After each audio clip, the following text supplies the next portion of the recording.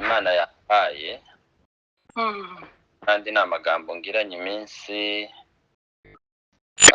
mu kwezi gushize nagize urugendo reka nabyina nagize urugendo rwo gusura umuryango wanje nyuma y'imyaka 7 twari tugize tutari kumwe. Ncira inzira ndagenda ndabasura mu Rwanda. Ngezeyo nibwo nahawe iri jambo tugiye kuganira. Hari abo twariganiye ahenshi baba hari ubwo barongera bafashwe kandi baryagure bari rinini. Iryo numva Imana yampaye muri iyi minsi. Yego. Turimo turaganira hejuru yo kubaka amarembo i Yerusalemu. Bakunda gusoma Bibiliya n'abakurikira inkuru. Aya marembo tuyasanga mu gitabo ca Nehemiya igice ca 3 cose. Ko uzasanga ukuntu Nehemiya yubatse agasana amarembo. Keretse irembo rimwe rya nyuma niryo dusanga mu gice ca 12, ariko andi marembo yose ari mu gice ca 3. Byumvikane ko ntajya gusoma buri rembo n'umurongo kuko bizaje kudufata umwanya munini cyane. Reka tubanzirize kuri Zaburi 137 umurongo wa 5. Zaburi 137 umurongo wa 5 haravuga ngo Yerusalemu ni ibagirwa ukuboko kwanjye kw'iburyo bibagirwe gukora. Ururimi rwanjye rufatane n'urusenge rw'akanwa kanjye. Yego. Nintakunda Yerusalemu nkaharutisha ibyishimo byanjye biruta ibindi.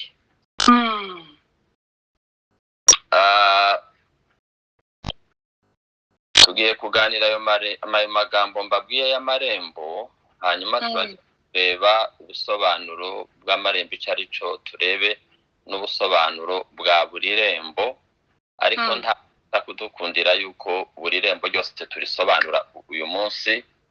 Tuzakomeza ejo kandi n'ejo sintekereza ko twayasobanura yose. Aho tuzakuriza naho niho nyine tuzaba tugeze.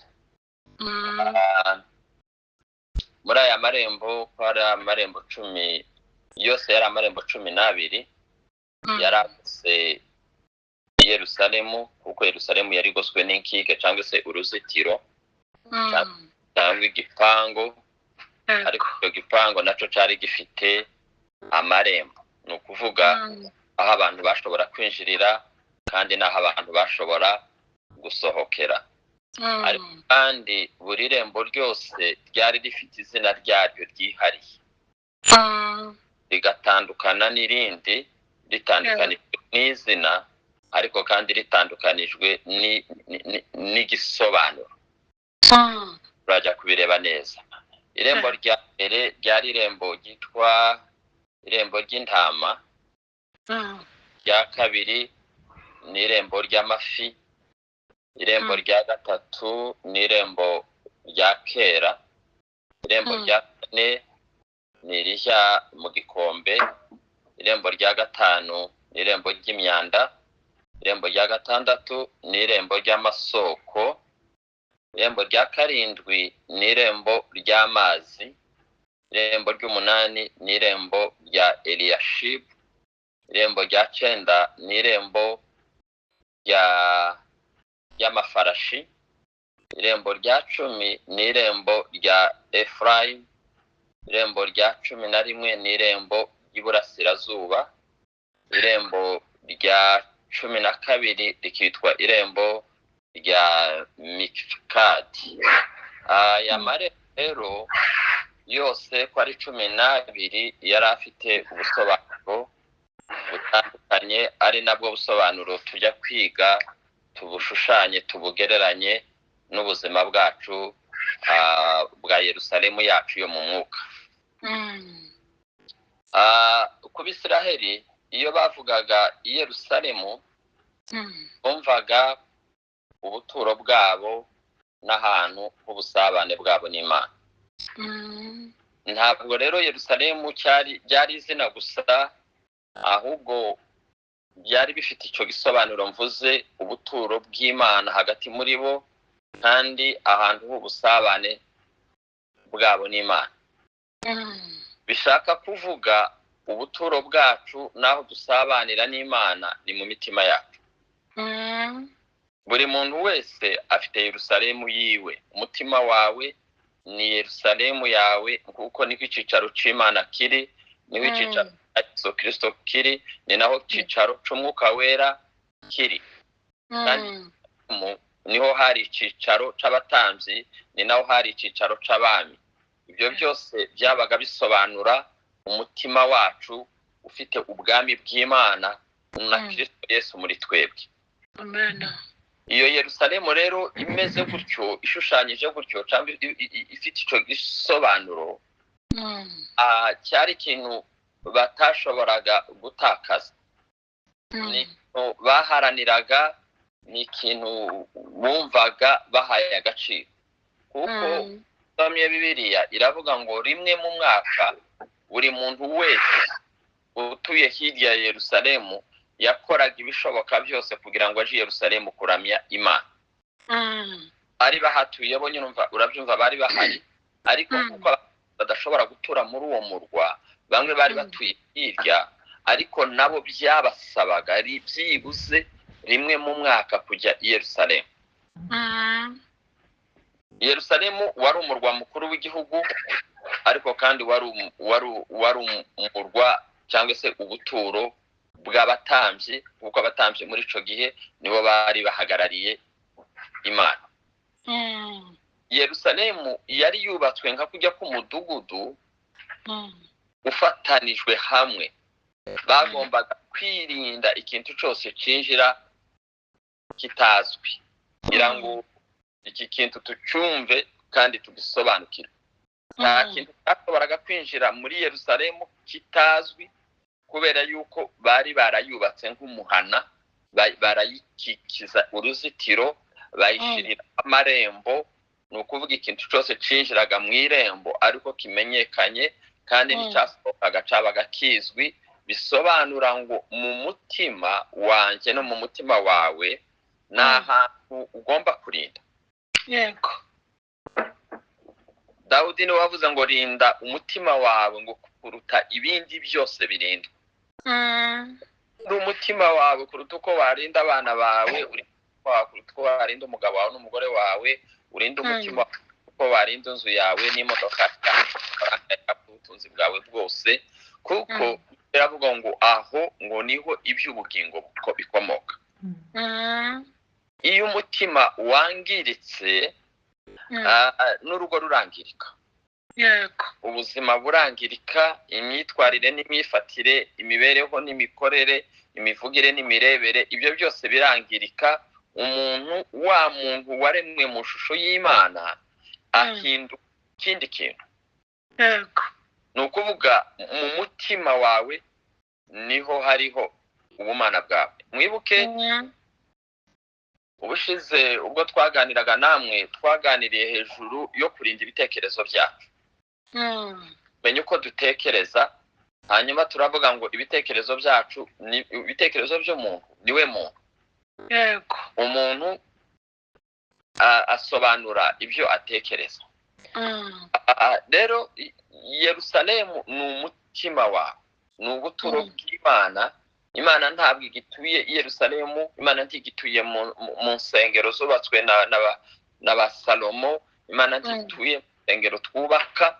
Imana itura mu mutima wacu. Kandi Yerusalemu turashobora kwigeranya n'umuryango wawe, famiye yawe ni Yerusalemu yawe ntoya. Hanyuma nanone Yerusalemu turashobora kwigereranya n'itorero. Yerusalemu rero igereranijwe n'ibyo bintu, igomba kurindwa, igomba gutunganwa, igomba kwitabwaho. Yego.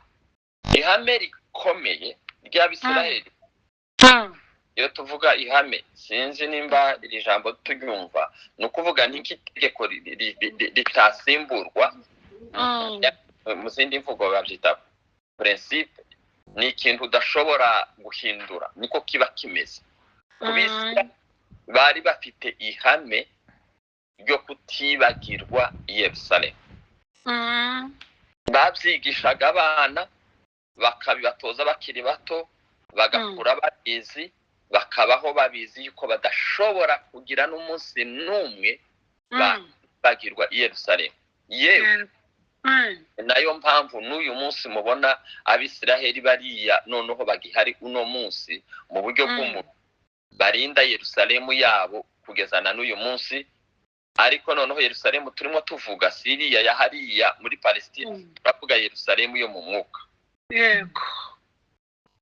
Zaburi 137 ariyo twasomye igaragaza neza iryo hame. Ndavuga ngo Yerusalemu ni nkwibagirwa ukuboko kwanjye kw'iburyo, kwibagirwe gukora Yego. ururimi rw'akanwa kanjye rufatanga Ukuri. nindakunda i Yerusalemu nkaharuka byanjye biruta ibindi. Yego. Ni ukuvuga ngo mbere yo kugira ibindi byishimo, icyambere shimira ko Yerusalemu imeze neza. Mbere yo kugira ibindi bintu byose wakora, kwari ukwibuka ariko Yerusalemu ihari. Niba umuntu ashobora gutekereza ko yakwibagirwa gukora, ukuboko kukibagirwa gukora, ururimi ngo rugafatana n'inkanka cyangwa n'urusenge rw'akanwa, ibi ngibi bishaka kuvuga agaciro Abisiraheli bari bahaye i Yerusalemu. Ni ukuvuga ko Yerusalemu itagombaga gusimburwa n'ikindi kintu icyo ari cyo cyose. Ihame ryacu ryo mu mwuka ni uko icyaro cy'Imana mu bugingo bwawe kitagomba gusimburwa n'ibyishimo by'isi. Nabanje gutekereza kuganira namwe amagambo y'umwuka w'i Babuloni.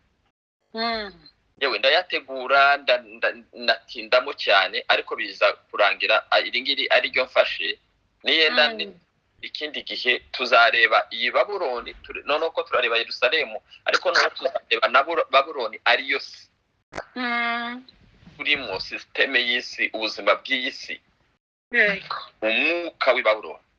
Impamvu ni uko nta kintu kigomba gusimbura Yerusalemu cyangwa se ibyishimo byawe by'i Yerusalemu.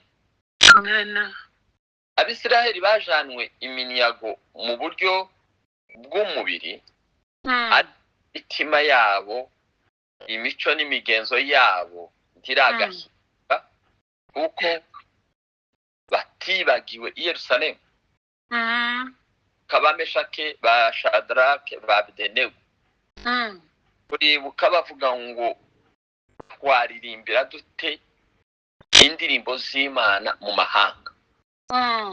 Nuko ngo bibukaga i Yerusalemu ngo niko Bibiliya ivuga, ngo bakamanika inanga zabo ariko ngo bakarira, bakavuga ibyishimo byacu ni ukuzasubira i Yerusalemu. Imana ishimwe. Reka turebe rero irembo ubwaryo ni iki. Iyo tuvuga ngo amarembo ubundi si irembo ni iki? Irembo rifite ubusobanuro bukomeye, niryo ritubwira aho tugomba kugera, ni naryo ridusabanisha n'imbere cyangwa se no hanze. Wubatse, wamara kubaka inzu ntuyiheze irembo, umuryango, iyo nzu ntiwayibamo. Yego. Kandi ukinze irembo hari umuntu uri hanze, nanone ntiyasohoka. Uvuga ko irembo rifite ubusobanuro bugusabanisha n'abari hanze bakinjira imbere, nawe ukaba wasohoka ukajya hanze. Yerusalemu yari igizwe n'amarembo 12. Reka duhere ku irembo rya mbere, ari ryo rembo ry'intama. Muri Nehemiya igice cya 3 umurongo wa mbere haravuga ngo bukeye Eliyashibu umutambyi mukuru ahagurukana na bene se b'abatambyi bubaka irembo ry'intama bararyeza. guca akarongo aho ngaho ngo bubaka irembo ry'intama. Barangije kuryubaka bararyeza. Yego. Iri rembo ry'intama igisobanuro cyaryo ni Yesu Kristo. Usomye muri Yohana igice cya 10:7 ngo nuko Yesu arongera arababwira ati nukuri ndababwira yuko ari njyewe rembo ry'intama. Ni njyewe rembo ry'intama. Amen. Ugiye muri Yohana igice cya 10 uzasangamo ayo magambo cyane agaruka aho Yesu avuga ko ari umwungeri, avuga ko ari bazimuzi, biriya byose yavuze abigisha benshi murabizi. Icyo yashakaga kuvuga ko niwe nzira n'ukuri n'ubugingo, nta ushobora kuja kwa Data atanyuze muri we.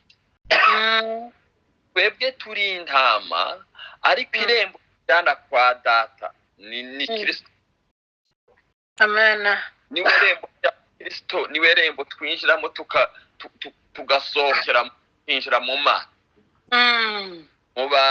Mu byakozwe n'intumwa igice cya 12 ngira ngo umurongo wa 4 niho havuga ngo nta handi agakiza gashobora kubonerwa atari muri Yesu. Amen. Kandi Yesu yaravuze ngo nta muntu n'umwe ushobora kumana ngo nta n'uwabaha kumenya Imana, nta n'uwabereka Imana ngo keretse umwana w'Imana wahoze mu gituza case ngo niwe waje kuyimenyekanisha. Amen. Nukuvuga Yesu Kristo niwe n'irembo ritwinjiza ku Mana. Yego. Iri ni ryo rembo rya mbere ry'ibanze, n'irembo ry'agakiza. Iyo dukijijwe dukizwa muri Kristo Yesu, kandi irembo rikatwinjiza mu bugingo buhoraho. Yego. Rikatwinjiza rero mu kintu gikomeye mu busabane bwacu n'Imana. Amen. Nuko Yesu Kristo ajya gusezera abigishwa be mu gice cya 14 cya Yohana, arababwira ngo ngiye kubategurira hanyu, nzagaruka mbajyane. Murahazi mwe guhagarika imitima. Bagira ikiganiro gikomeye cyane aho ngaho kugeza ubwo bamubaza ate none se uwo Data ko tutamuzi? Siga basi utubwiye Data. Arababwira Filipo, tubanye igihe kingana gutya utaramenya umbonye Data. Imana ishimwe. Imwe cyane. Haleluya. Rero dushaka kugira ubusabane bwacu n'Imana, nta handi dushobora kubonera ubwo busabane keretse muri Kristo Yesu. Yesu avuga ngo iyo umbonye uba ubonye Data. Imana ishimwe. Iyo winjiye muri njyewe uba ubonye agakiza, Haleluya. ubonye urwuri, kandi ubonye n'Imana. Umbonye ababonye Data. Imana ishimwe. Irembo rya kabiri ni irembo ry'amafi. Yego. Nehemiya nanone igice cya 3 umurongo wa 3 haravuga ngo irembo ry'amafi ryubakane Hasenari. Iri rembo risobanura ivugabutumwa.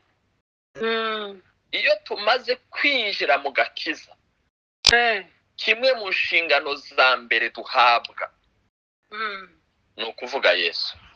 Yego. Yesu yaravuze ngo nahawe ubushobozi n'ubutware bwose mu ijuru, mu isi ndetse no munsi y'isi.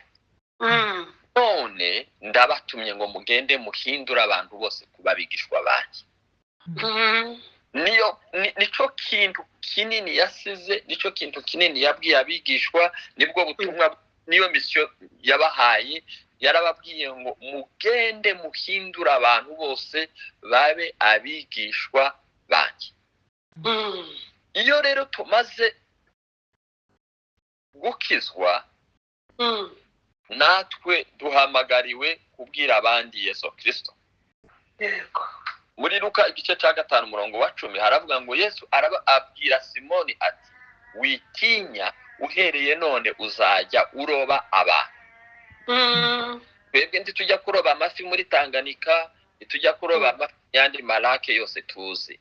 Amafi turoba tuyakura mu isi ya Satani, isi y'umwijima, tukayazana kuri Kristo Yesu.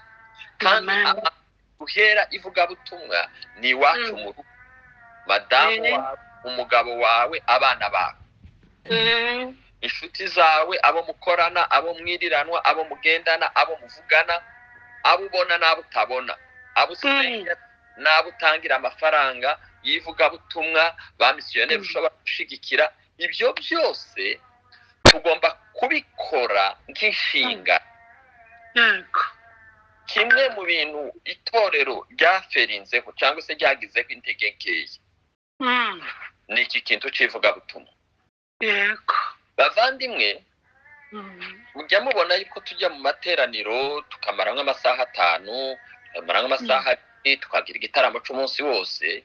Ubu ni byiza, ariko ubundi uko byakagombye kumera ariya masaha twakagombye kuyamara hanze mwivugabutumwa, tukagaruka mu rusengero tuje gushima Imana ibyo yadufashije.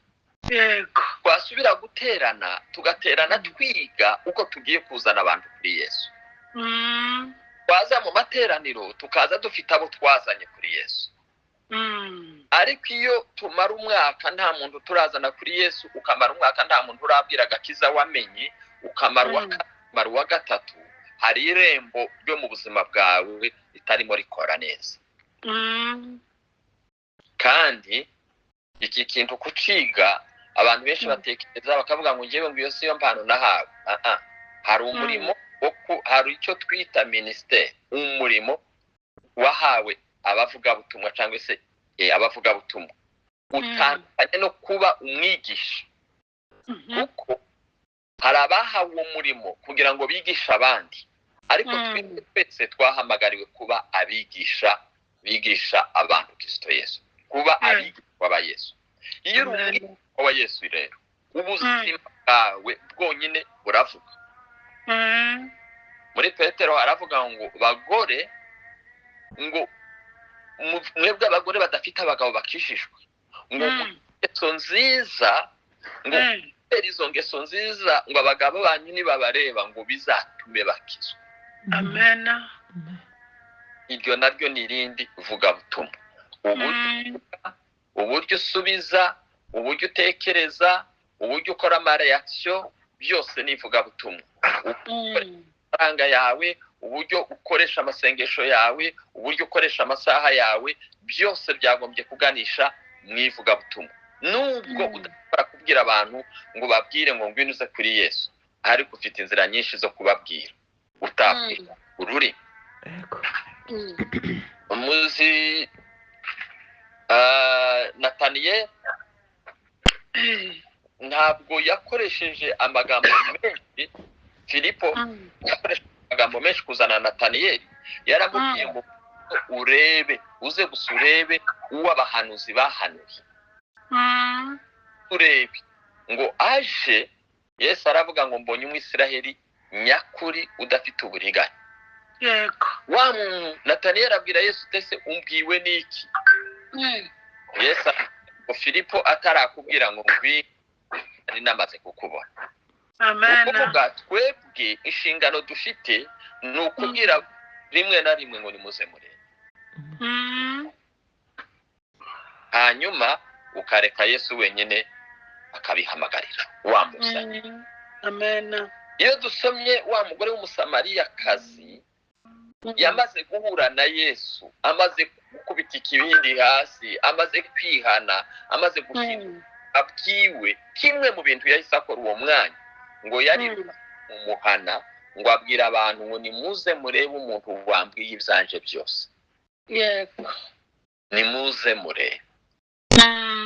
Iri jambo twagombye iryacu rya buri munsi.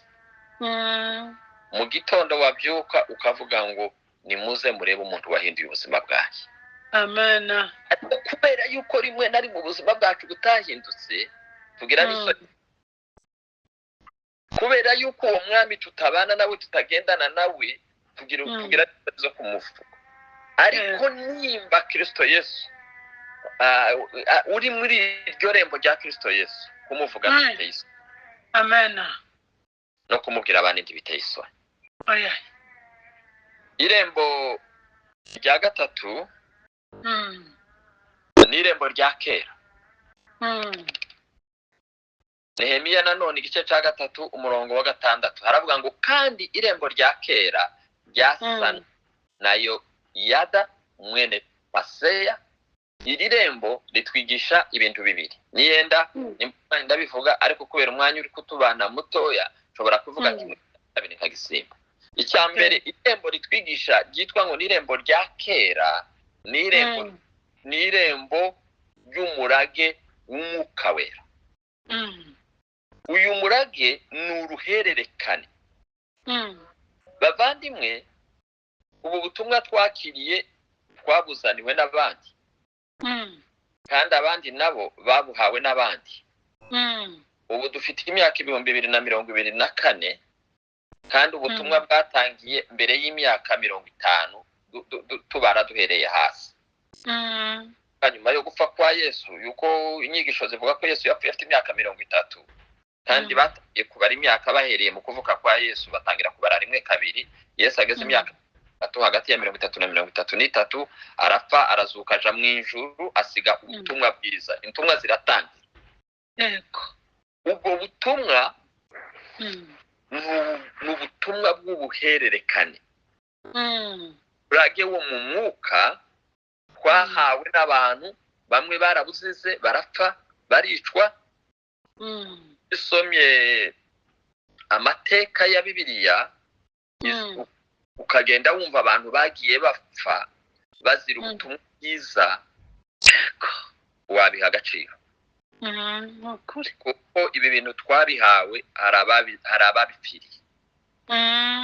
Uhereye ku mwami wacu Yesu Kristo, ba Petero, ba Yakobo, ba Stefano, abo nabo dusoma muri Bibiliya, ba Yohana batawe ku karwa, ba Pawulo intambara bahuye nazo zikomeye. Abo bose kugira ngo ubutumwa bahawe budataka bazabusigire abandi.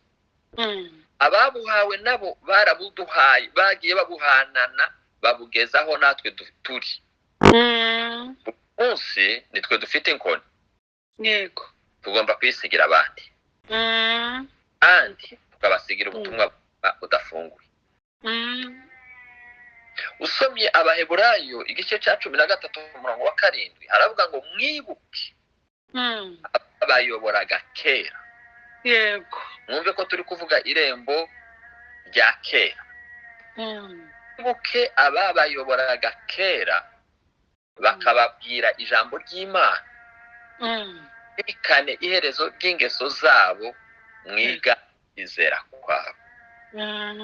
Imana idufashe. Amena. Muzirikane iherezo ry'ingeso zabo. Ni ukuvuga ngo ingeso zabo namwe abarizo mugenderamo. Yego. Aho neza aravuga ngo mundebe munyitegereze uko ngenda abariko namwe muzajya mugenda. Irenge mu cyanjye nk'uko nanjye ndakigera mu cya Kristo Yesu. Amena. Stefano yapfuye ari gutanga imbabazi nk'izo Kristo Yesu yapfuye ari gutanga. Natwe rero muri iki gihe tugomba kuba dufite ngo tuzirikane iherezo ry'abatubanjirije. Kubizirikana gusa ngo twigane n'ingeso za, twigane kwizera kwa. Iri jambo kwigana kwizera ni ukuvuga ni ukwizera k'uruhererekane. Yego. Data yarizeye nanjye ngomba kwizera. Sogokuru nanjye ngomba kwizera. Gutyo bizeye Imana, nanjye iyo Mana niyo ngomba kwizera. Iri ni irembo ry'ingenzi cyane. Kimwe mu bintu ushobora gusiga mu isi nk'umurage ukomeye uzasiga bawe ni ukubasigira umurage wo kwizera. Mwibuke ko Pawulo yabwiye Timoteyo aravuga ngo uko kwizera kwawe gukwiye kuri mama wawe no kuri nyogokuru. Yego. Kandi uko si ukwizera kw'impano, ni ukwizera ko guhamagara, ni ukwizera ko kumenya Kristo Yesu. ijambo ry'Imana rivuga ngo menyereza umwana wawe akiri muto y'inzira ngo azarinda ayivuyemo. Yego. Ni nayo mpamvu Abisiraheli bigishaga abana babo ibitabo 5 bya Mose. Nayo mpamvu Imana rivuga ngo ijambo ry'Imana ngo uje uryibwira ku manywa na nijoro. Terezo rihoze ku rurimi rwawe. Anishimwe. Ngo ibyo uzakora byose uzabashishwe n'Imana. Yego. Iyo utoza abana bawe ukwizera, ikintu ababwira ngo wizere Imana, umwana yakubwira ngo usenge Imana, akura azi yuko ibintu byose biba mu Mana. Umugabo umwe umwana we yararwaye, Isa aramubwira ngo reka tugusengere. Aramusengera, arangije kumusengera murumuna we akana gatoya karamubwira ngo papa none ngo buri yarakize. Buri rero ibintu tuba turi gukora abana cyane. Aramubwira ngo nyarakize, asigaye agira ikibazo aravuga ati uyu mwana nadakira uriya mutoya arabifata gute? Ko twamubwiye ngo turamusengeye yarakize kandi akanabimbaza, none biragenda gute? Rimwe na rimwe tubona abana tukagira ngo ntibari kubona ibyo turi gukora. Iyo turi gukora ibishigikira kwizera kwabo barakugira, kandi iyo dusenya kwizera kwabo tuba turi kubasenya, tuba turi kubakamo ibindi. Yego no kuri. Bibiliya iravuga ngo Dawudi yakoze ibyo agomba gukora mu gihe cyiwe ngo arasinzira. Yego. Tugomba gukora ibyo tugomba gukora tukarangiza. Imwe mu bintu Yesu yakoze njya nkunda nuko ajya avuga ngo muri Yohana igice cya 5 ngira ngo niyo havuga nta kintu na kimwe ngo umwana ashobora gukora ngo atabonye se agikora. Yego. Uwo ni Yesu. Yesu wivugaga. No kuri. Aravuga ngo ntacyo nshobora gukora ngo ntabonye data agikora. Wumva uko gusingirizanya. Ni ukuvuga ngo yakoraga ibintu byose ngo Isa amubwiye gukora kandi ngo yabonye se abikora. Nshuti bavandimwe babyeyi bari hano, Yego. iri ni irembo ugomba kubaka mu buzima bwawe. Irembo rya kera abagusigiye iki kandi wewe abari inyuma yawe uzabasigira iki? Yego. Nituryubaka ubutumwa buzakomeza. Amen. Irembo rya 4 iminota yanjye irashize. Ni irembo rijya mu gikombe. Nehemiya igice cya 3 umurongo wa 13 haravuga ngo irembo rijya mu gikombe risanwa na Hanuni n'abaturage bizano. Aha tuzarebamwe amagambo abiri. Icyambe ni ahantu h'ibigeragezo, icya kabiri ni inzira y'icubahiro. Muri iki gikombe, muri iri rembo rijya mu gikombe, kuko tugomba kurangiza ku gihe kandi nagomba gusiga iminota 5, ndabona hasigaye iminota 4. Reka dusoze twemeze dutekereze kuri aya marembo. Mugende musome kino gitabo, abafite umwanya musome igice cya 13 cyose. Cyo cya 3 cya Nehemiya murasangamo amarembo agera ku 11. Yego. Mana turagushimiye kubw'uyu munsi n'uyu mwanya n'iki gitondo kuri bamwe nijoro ku bandi uduhaye kugira ngo dushobore kuganira ku ijambo ryawe. Ijambo ryawe ni rigari riraturuta, ariko ritwigisha buri munsi kugendera mu nzira zikwiriye. Uduhereze kwizera kandi kwizera twahawe n'abatubanjirije kugira ngo natwe tuzagusigire abazadukurikira. Uduhereze kubaka irembo ry'amafi kugira ngo tuzane abantu benshi kuri Kristo Yesu. Ubuzima bwacu buvuge, amafaranga yacu avuge, ingeso zacu zivuge.